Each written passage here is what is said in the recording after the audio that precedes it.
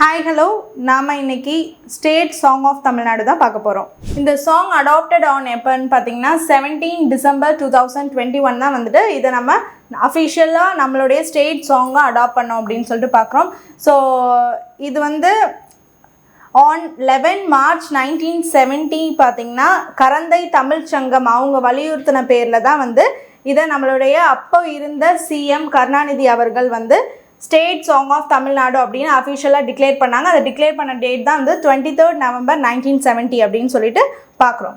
And இந்த song in all states function at first பார்த்திங்கன்னா இந்த சாங் தான் நம்ம தமிழ்நாடு அளவில் வந்து ஒழிக்கணும் அப்படின்னு சொல்லிட்டு அதுக்கு வந்து நம்ம எல்லாருமே ஃபஸ்ட்டு ரெஸ்பெக்ட் கொடுக்கணும்.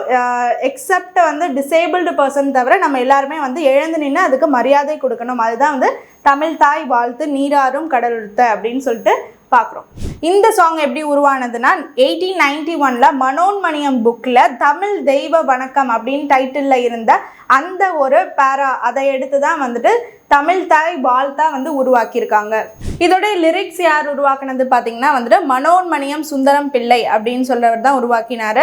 And composition of the song பார்த்தீங்கன்னா வந்து MS Viswanathan. And sung by யார் வந்து இதை பாடியிருக்காரு அப்படின்னா வந்து TM Soundararajan and P Susheela அப்படின்னு சொல்லிட்டு பார்க்குறோம்.